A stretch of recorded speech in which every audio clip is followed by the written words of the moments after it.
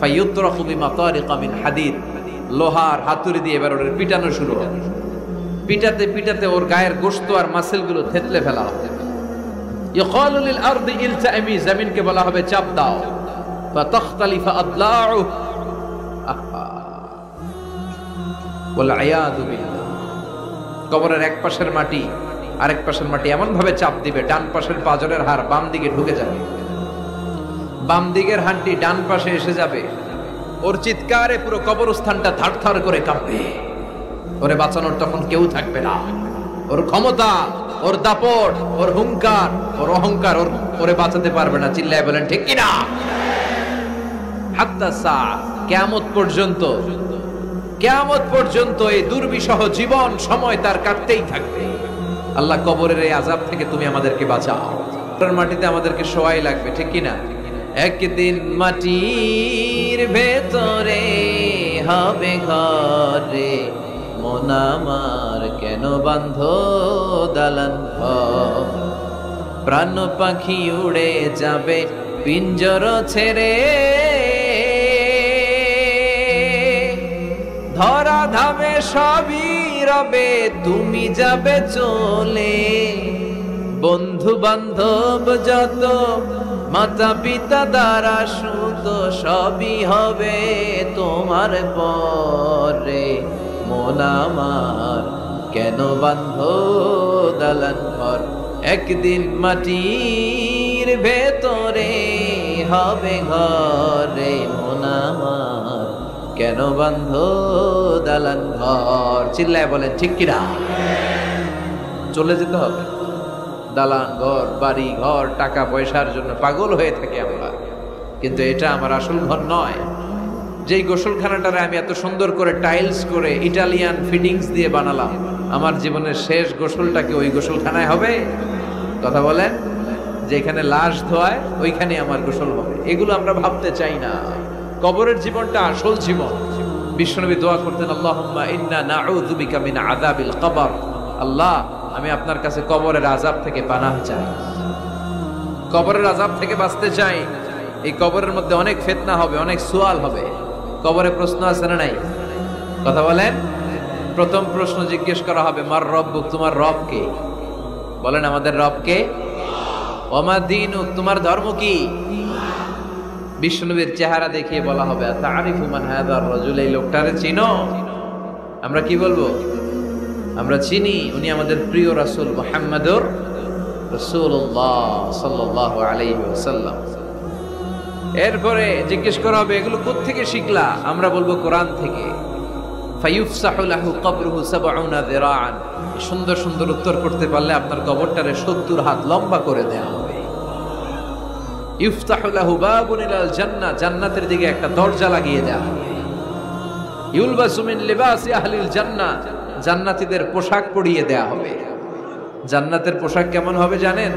রেশমের পোশাক। ওয়া লিবাসুহুম ফিহা হারির, the dress will be in Jannah with fine green silk with the gold embroidery.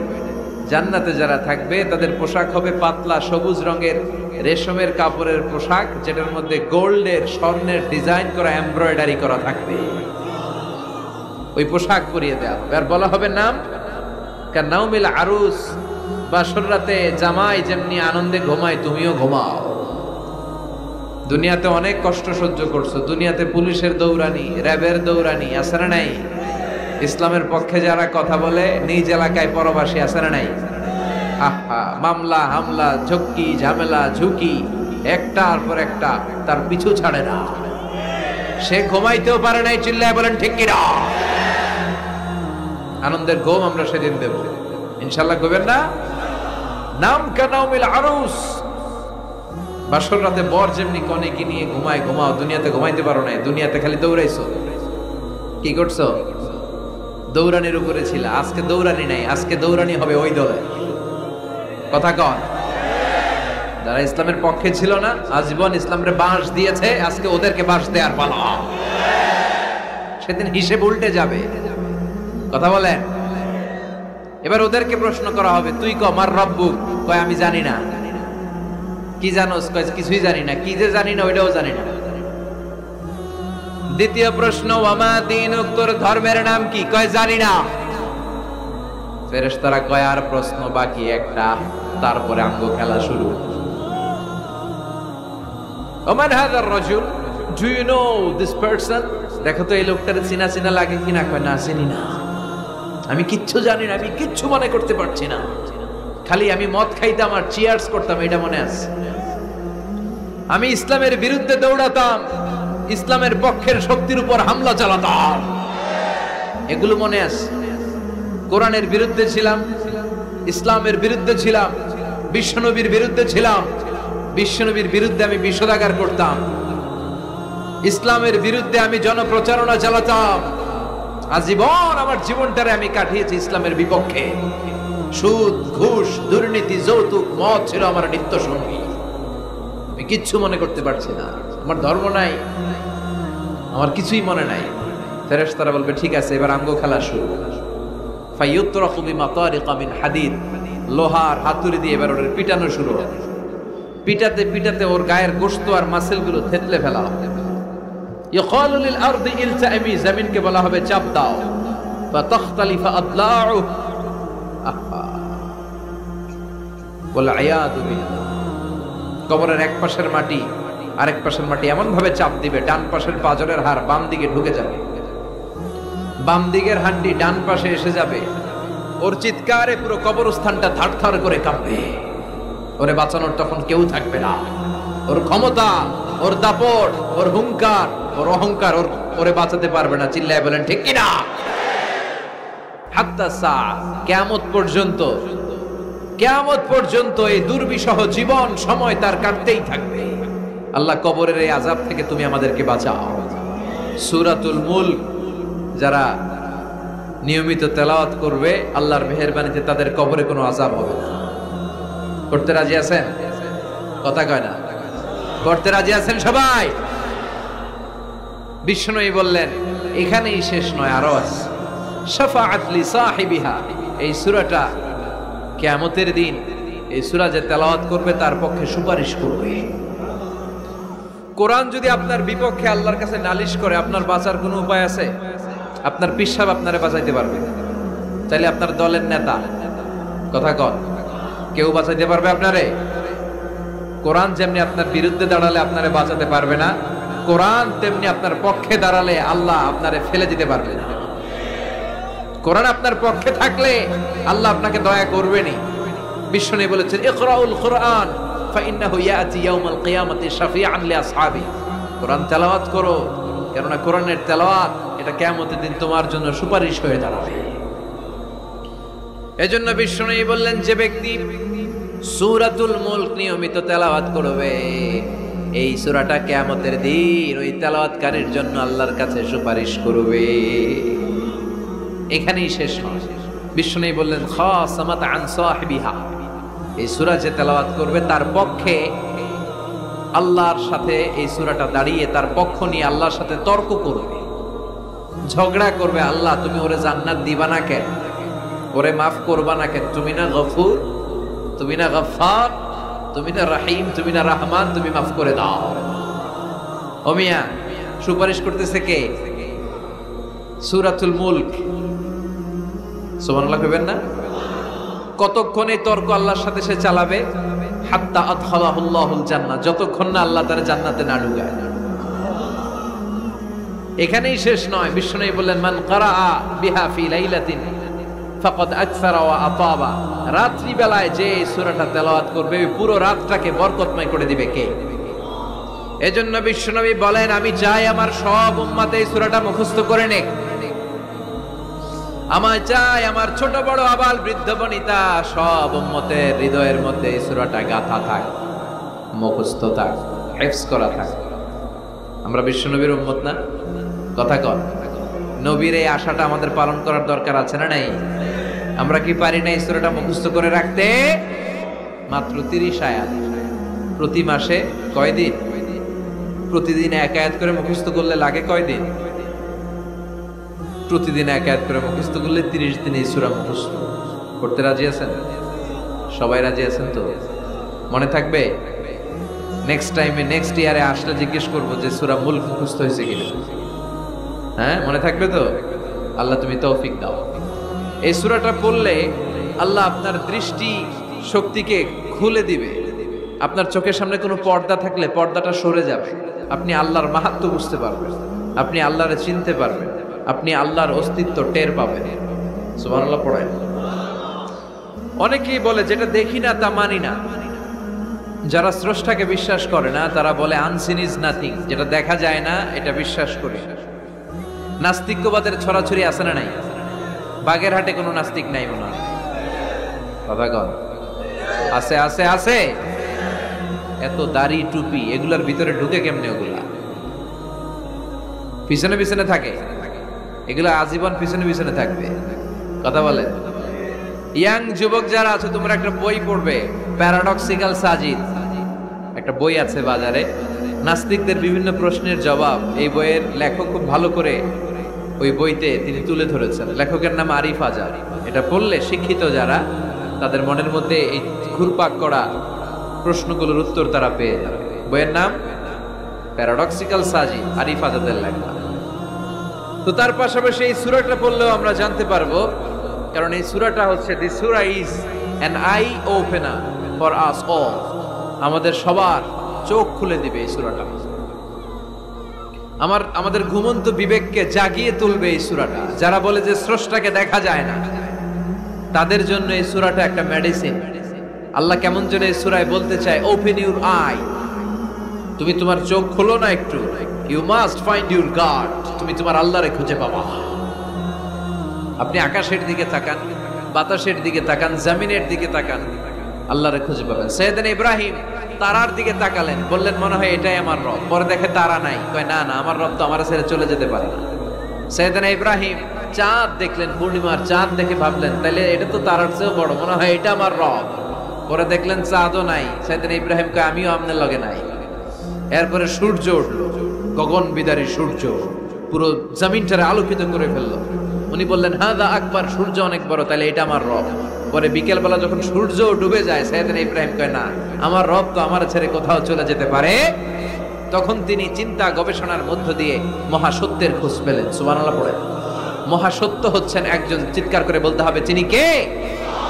সে আল্লাহ বলে, গোলাম আমার অস্তিত্ব অনুভব করার জন্য তোমাকে ডজন ডজন বই পড়া লাগবে না, ডক্টরের ডিগ্রি লাগবে না।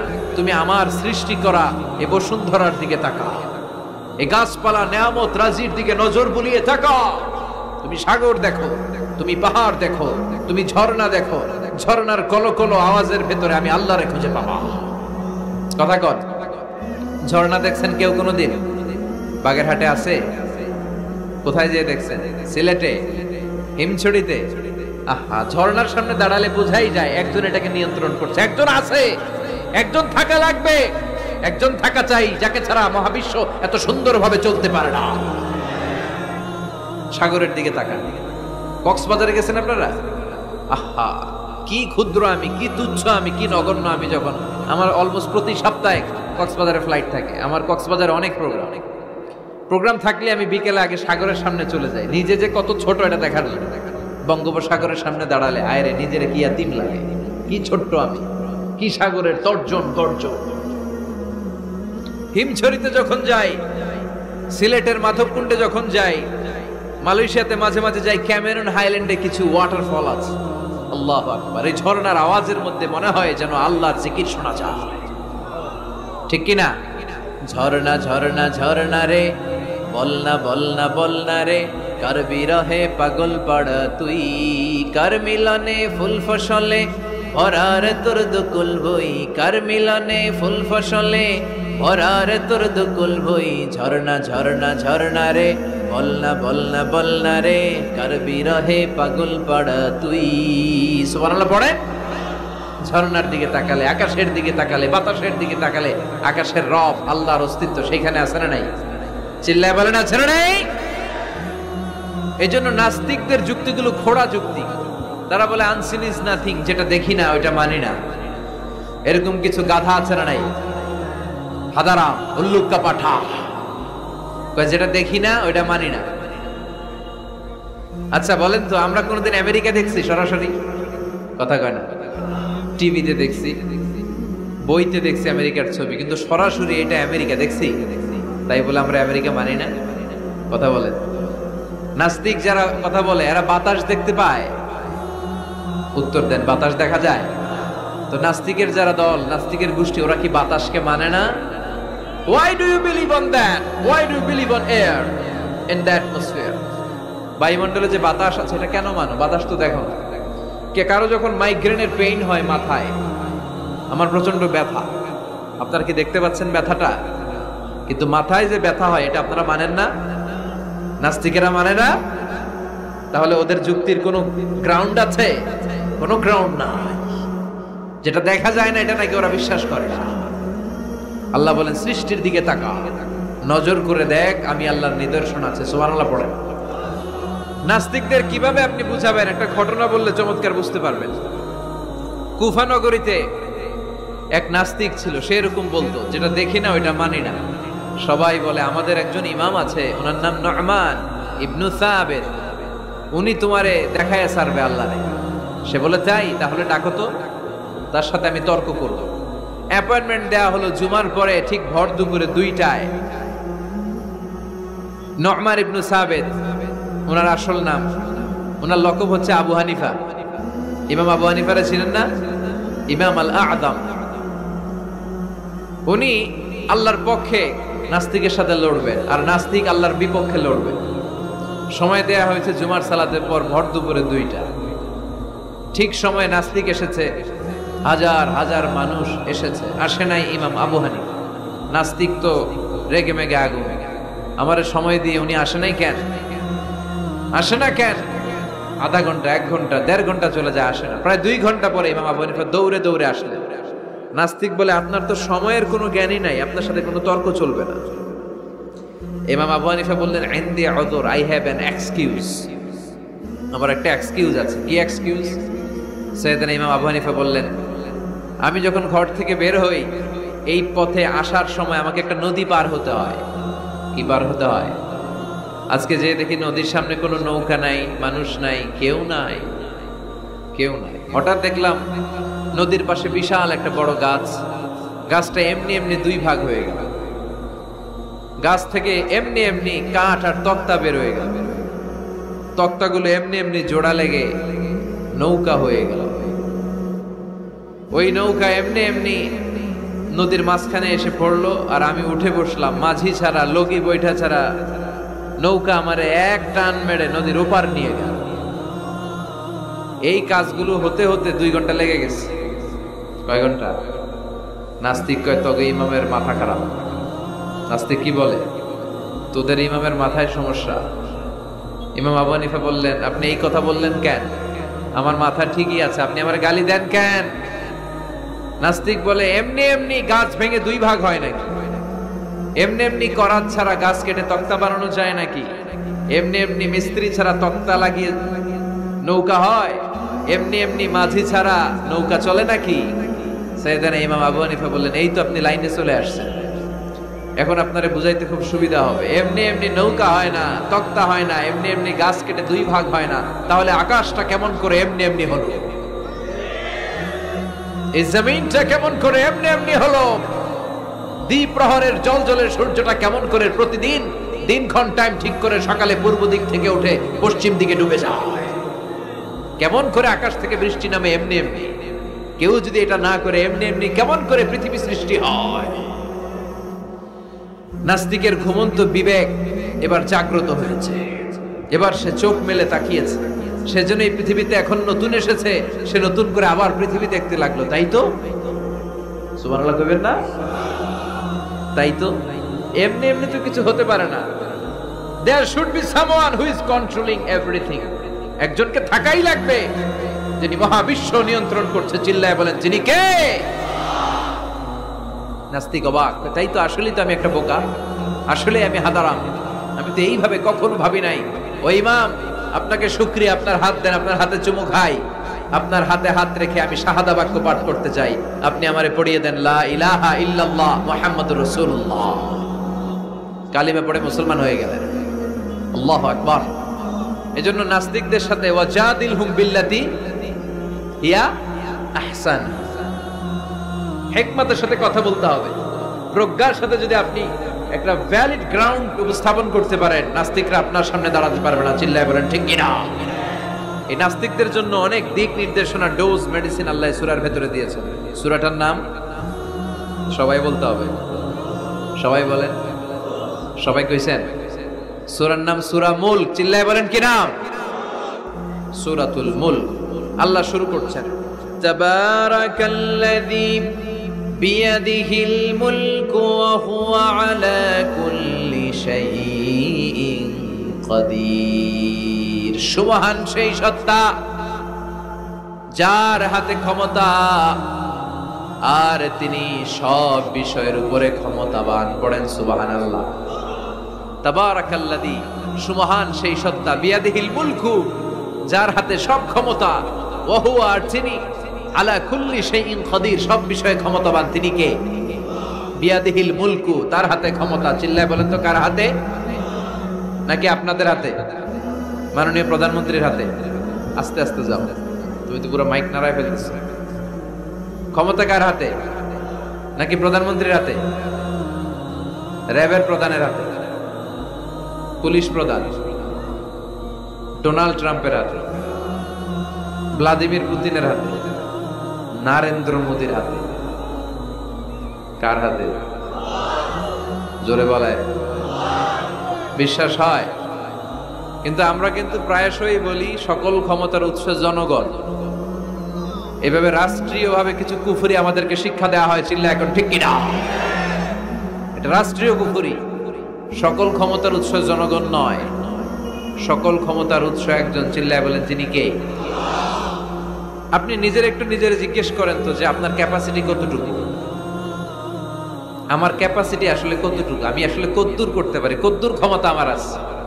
একটু জিজ্ঞেস করে দেখেন। ডায়রিয়া যাদের হয়, 5 বার 7 বার 10 বার যদি টয়লেটে যাওয়া লাগে, ওর চেহারার দিকে আর তাকানো যায়?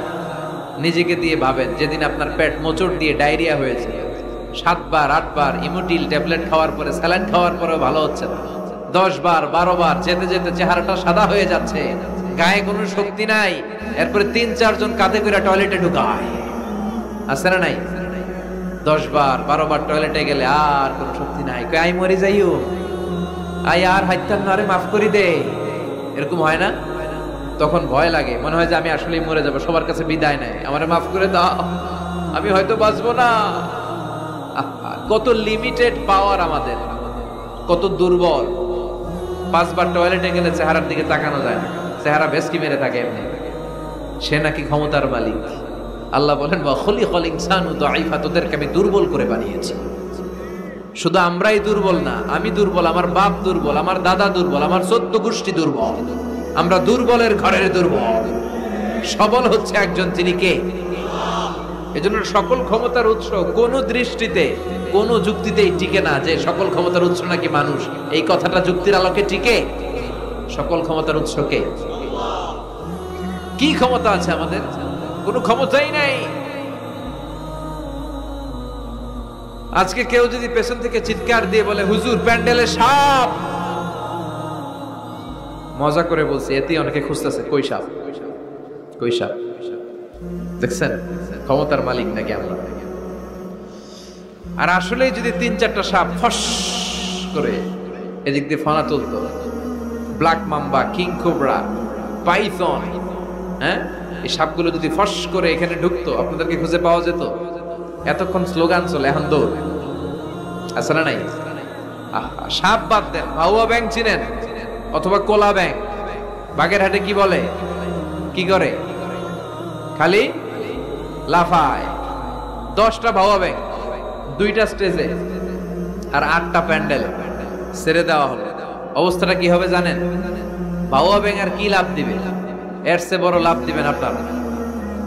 এর চেয়ে বড় লাফাইতে লাফাইতে আমরা ভাগবো। এই হচ্ছে আমাদের অবস্থা। নিজেকে একটু জিজ্ঞেস করেন যে how much capacity I belong, কতটুকু ক্ষমতা আমার আছে। আহা, মাঝে মাঝে বাসে যখন আমরা চড়ি, পেশাব চাপে না? কথা বুঝতেছে না বোধহয়। আমরা বাসে করে সফরে যাচ্ছি, পেশাব চাপে না? চাপে। ড্রাইভাররে অনুরোধ করার পরে ড্রাইভার বলে, এই বাসের নিয়ম হচ্ছে ঢাকা টু কক্সবাজারে থামবে একবার, কয়বার? আরো 20 কিলোমিটার পরে ওইখানে থামানো হবে। ওই বেটার যান যায় পেশাবের চাপে। এরকম পরিস্থিতিতে আমরাও জীবনে কালে ভদ্রে দুই একবার পড়েছি কিনা? ওই সময়ের কথাটা একটু খেয়াল করেন যে আপনার কি অবস্থা হয়েছিল তখন। সে নাকি ক্ষমতার মালিক, সে নাকি সকল ক্ষমতার উৎস, যার 10 মিনিটের পেশাব আটকে রাখার ক্ষমতা তার থাকে না। এজন্য মানুষ কখনো ক্ষমতার উৎস হতে পারে না। চিৎকার করে বলতে হবে, সকল ক্ষমতার উৎস কে? কি দুর্বল! মশা কামড়াইলে মশারে ধরতে পারি না, মারতে পারি না, দৌড়। মশা ওইরা কই চলে যায় খুঁজেও পাই না। কুত্তা এম করে কামড়াইলে আমরা কুত্তারে কামড়াইতেও পারি না। কথা বলেন, অসহায় হয়ে তাকিয়ে থাকি। আহা, কি দুর্বল আমরা, কি দুর্বল! কোনো ক্ষমতা নাই। তুফান, ঝড়, জলোচ্ছ্বাস, ভূমিকম্প হলে টের পাওয়া যায় আমরা কত দুর্বল। বাগেরহাটে মনে ভূমিকম্প হয় না? হয়। আহা, মাঝে মাঝে মাঝরাতে 3টায় 4টায় ভূমিকম্প হয় না? লোকজন দৌড়, কেউ লুঙ্গি সহ দৌড়, কেউ লুঙ্গি থুইয়া দৌড়, কারণ আগে জান বাঁচাতে হবে, এটা ফরজ। কি বিপদে আমরা পড়ে যাই! দৌড়। দুধের বাচ্চাটা পড়ে থাকে, ওরে কোলে নিয়ে দৌড় দিব, নাকি স্ত্রীকে ডাকবো, নাকি ভাড়াটিয়াদেরকে উঠাবো, নাকি ছাদ থেকে নিজেই লাফ দেব? ভূমিকম্প যখন শুরু হয়, আমেরিকায় যখন ভূমিকম্প শুরু হয়, ডোনাল্ড ট্রাম্প যে বিল্ডিং এ থাকে, ডোনাল্ড ট্রাম্প মনে হয় দৌড় দেন। কথা বলেন, আমাদের প্রধানমন্ত্রী যে বিল্ডিং এ থাকে, ওই বিল্ডিং এ যদি ভূমিকম্প হয়, কথা কন, আমি কই নাই কিন্তু আপনারা কইছেন। দৌড়, বাঁচার জন্য দৌড় দিতে হয়। আমি একটা ভিডিও দেখেছি, একটা টেলিভিশন প্রোগ্রামে, লাইভ প্রোগ্রাম চলছিল, সরাসরি সম্প্রচার। লাইভ বুঝেন? সরাসরি সম্প্রচারের প্রোগ্রাম। তো লাইভ প্রোগ্রাম, উপস্থাপক বসে আছে এদিকে, এদিকে অতিথিরা। ইন দ্য মিন টাইম শুরু হয়েছে ভূমিকম্প। উপস্থাপক মাইক থুইয়া দই, অতিথিরা ওঠে নাই, অতিথিরা বসে আছে, কারণ মেকআপ টেকআপ সব শেষ, ক্যামেরা রেডি। একটু পরে ভূমিকম্প আরো বেড়ে গেল, এবার অতিথিরাও দৌড়। আহা, কি অসহায়, কি দুর্বল! ভূমিকম্প যখন শুরু হয়, মানুষগুলো খালি দৌড়ায়, খোলা মাঠে যেতে চায়। বিল্ডিং টাওয়ার গুলো যেন গায়ের উপর থপাস করে না পড়ে বাঁচতে চায়। কি চায়? বাঁচতে চায়। যার বাঁচার জন্য লড়াই, ও নাকি ক্ষমতার মালিক। এটা বিশ্বাস করবে কেউ? কক্সবাজারে যখন তুফান শুরু হয়, জলোচ্ছ্বাস শুরু হয়, ওখানে একটা দ্বীপ আছে, পাহাড়ি দ্বীপ, নাম মহেশখালী। ওইখানে বৌদ্ধদের স্বর্ণ মন্দির আছে। সেখানে যখন তুফান 30 ফিট 40 ফুটের জলোচ্ছ্বাস হয়, ওই বৌদ্ধ মন্দিরের বৌদ্ধগুলো নিচে নেমে জিকির করা শুরু করে দেয় আল্লাহ। কার জিকির করে? কারণ ওরা খুব ভালো করেই জানে যে গৌতম বুদ্ধ আমাদের বাঁচাতে পারে না, বাঁচাতে পারে একজন। চিল্লায় বলেন, যিনি কে? এই জন্য বিপদে পড়লে টের পাওয়া যায় যে আমরা কত দুর্বল। আমি গত পরশু ঢাকা থেকে এসেছি, আমার প্রোগ্রাম ছিল সাতক্ষীরায়। ঢাকা থেকে যশোর নভোয়ারে করে এসেছি। তো সেখানে যারা বিমানবালারা থাকে, তারা কেমন যেন প্যান্ট ট্যান্ট স্যুট টুট পরে আসে, নিজেদেরকে সাজিয়ে গুছিয়ে। এই বিমানবালাগুলো লিপস্টিক মেখে নিজেকে মেকআপ করে প্রদর্শন করে, কারণ তাদের সৌন্দর্যটাই হচ্ছে এখানে আসল জিনিস। সৌন্দর্য না থাকলে এদেরকে এয়ার হোস্টেস বানায় না। আমরা সিটে বসলাম, ইনস্ট্রাকশন দিল বিমানটা এখন টেক অফ করবে। ইন দ্য মিন টাইম এই মেয়েটা মাইক্রোফোন হাতে নিয়ে বলতে আরম্ভ করলো, ভদ্র মহিলা এবং ভদ্র মহোদয়গণ, আপনারা আপনাদের সিট বেল্ট গুলো বেঁধে নিন। এখনই আমাদের উড়োজাহাজটি শাহজালাল আন্তর্জাতিক বিমানবন্দর থেকে 14,000 ফিট উপর দিয়ে যশোর বিমানবন্দরে উদ্দেশ্যে ছুটবে। আল্লাহু আকবার, আল্লাহু আকবার, আল্লাহু আকবার। তো আমি ঘাড় ঘুরে তাকাইলাম, কি রে আল্লাহু আকবার বলে কেনা? পরে তাকিয়ে দেখি ওই মেয়েই পড়তেছে, কাগজের মধ্যে লেখা। অবাক হলাম, যার চলাফেরা এরকম, বেশভূষা এরকম, এই মেয়েটা এখন আল্লাহু আকবার, আল্লাহু আকবার, আল্লাহু আকবার পড়ছে। আর পড়ছে শুদ্ধ অশুদ্ধ মিলিয়ে, সুবহানাল্লাযী সাখখারা লানা হাযা ওয়া মা কুন্না লাহু মুকরিনিন। আমি মিলাতে পারলাম না যে আল্লাহু আকবার পড়ে কেন। পরক্ষণে আমি বুঝলাম যে এইমাত্র বিমানটা গ্রাউন্ড ছেড়ে দিয়ে 14,000 ফিট উপরে উঠে যাবে। ওদের সবার খুব ভালো করেই জানা, ওই 14,000 ফিট উপরে আকাশের মাঝে আমাদেরকে বাঁচানোর কেউ নাই। কেউ আমাদেরকে, পুলিশ আমারে বাঁচাতে পারবে না, এয়ারলাইন্সের ম্যানেজার আমারে বাঁচাতে পারবে না, কোন সিকিউরিটি আমারে বাঁচাতে পারবে না, ফায়ার সার্ভিসের ওরা আমাকে বাঁচাতে পারবে না। ওই 14,000 ফিট উপর থেকে আমারে বাঁচাতে পারে একজন, চিল্লায় বলেন যিনি কে? এটা খুব ভালো করে জানে, হিসাবটা খুব সহজ। এজন্য ওঠার আগে আল্লাহু আকবার লাগে, আর নিচে নামলেই দুম্মা চলে দুম। আছে না নাই? নিচে নামলেই কুছ কুছ হোতা হ্যায়। কথা বলেন, বিমান থেকে নামলেই কুছ কুছ হোতা হ্যায়। বিমানে ওঠার সময় আল্লাহু আকবার, আল্লাহু আকবার। কি অবস্থা আমাদের, কতটুকু ক্ষমতার মালিক। আসলে আমাদেরকে আল্লাহ তেমন কোনো ক্ষমতাই দেয় নাই, ক্ষমতার মালিককে সে আল্লাহ বলছেন, তাবারাকাল্লাযী বিয়াদিহিল মুলকু ওয়া হুয়া আলা কুল্লি শাইইন কাদির। সুমহান সেই সত্তা যার হাতে ক্ষমতা, চিল্লায় বলেন ক্ষমতা কার হাতে?